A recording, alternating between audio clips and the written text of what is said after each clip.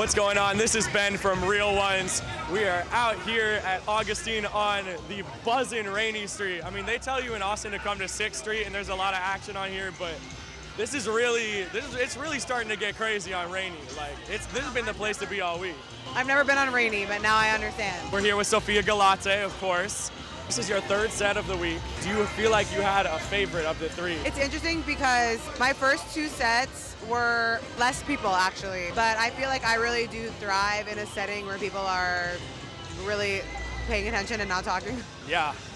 So, respect the mic. especially because I have a very intimate voice and whatever. The first show I had, my set was at midnight, so there wasn't that many people there, but I really feel like my performance was so effective to the people that were in the crowd. What I've appreciated about South by is that all the shows have been very relaxed, low pressure, just fun. I mean, anticipation can be a thing of just like, oh, I gotta nail this, or like, these people are gonna be here, Yeah. So I'm glad it's been relatively stress-free. And I feel like there's a lot of range of artists here. I feel like I'm obviously a small artist to be here.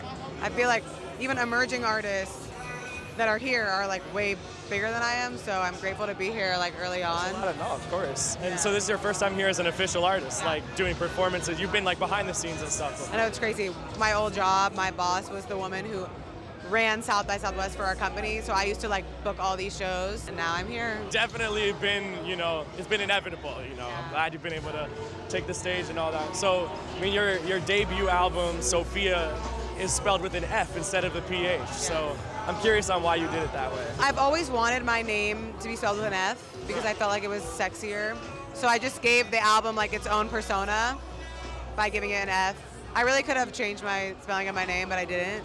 So I just feel like Sophia with an F sounds like the music. So I just wanted it to be its own identity. Something that you've pushed, on TikTok and marketing-wise and stuff has been the idea of, a little bit of toxicity, maybe not being the best actor in a relationship. That has resonated with people. You've seen that. And how do you feel about that overall? Are you kind of oh, I kind of wish I would have resonated with folks for something else, or is it this is how it, should have happened?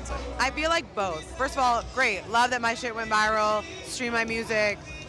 But I feel like even before I started making music, I've always been a little bit concerned that my identity has been so much, I don't need a man to help me do, I always just really felt good being strong, independent woman, whatever. But the thing about Intimate Feeling, which is the song that has gone viral on TikTok, the song, it's so relatable because it's real. It's love isn't so beautiful all the time. It's so interesting because the part that went viral, yes, is toxic, but the song in general is about realizing that I want more than just physical connection. I want to be mentally and spiritually connected to you as well.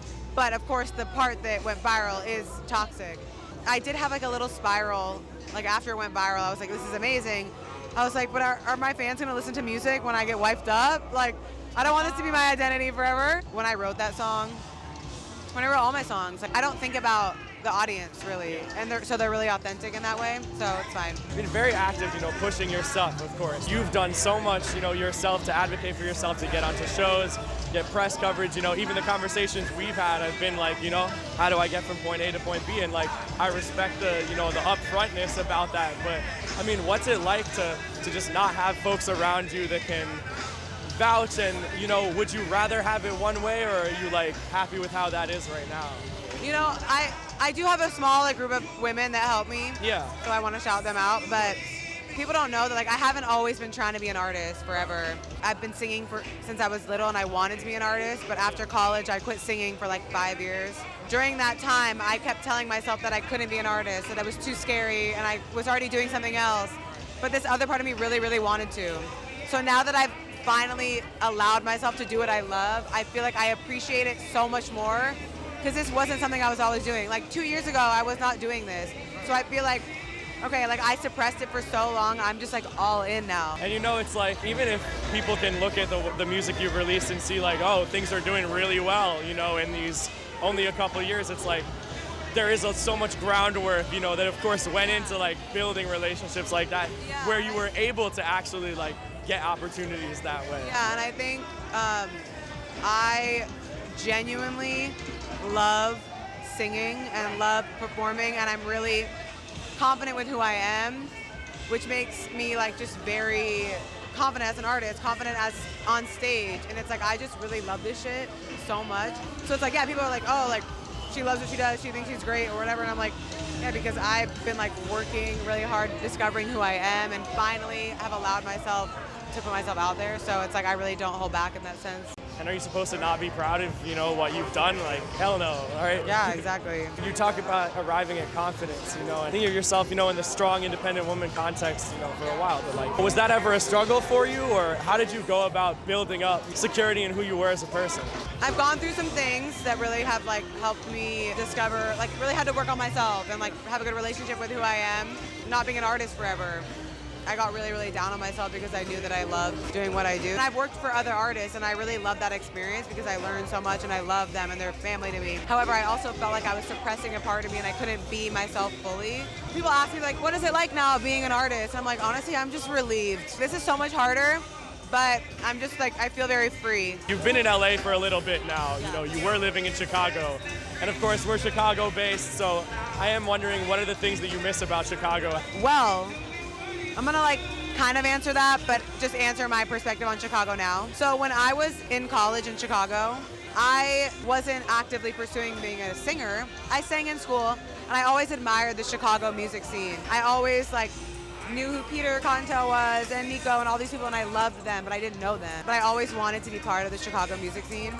And what's amazing is that when I left Chicago, before I was making music, I would just go back to Chicago to visit. What's so amazing is like, I'm now part of the Chicago music scene. Once I decided to do what I've always wanted to do, even though I don't live in Chicago anymore, it brought me back to Chicago into the scene. And it's like, I'm working with people now that I used to admire, you know? I don't just go back to Chicago to visit, I go back like as an artist and my collaborators are there, my friends are there. There's like just an amazing feeling like being in Chicago just because the people are amazing. And I have like really, really deep-rooted memories there from when I was younger, so. I want to give you a chance to let folks know about what you got coming up. Thank you so much for the time, of course. I just released my newest single a month ago called Options, so you can stream that now. There's a video. Just look out for future shows because I love performing. Hopefully performing in Chicago again soon. All my music is out. I'm really just like working on a new project. And that's it. I appreciate you. I love your questions. I'm so happy to see you in Austin. This is amazing. So. Likewise. Shout out to you. Indeed, indeed. Yeah. Sophia Galate, everyone. This is Ben from Real Ones.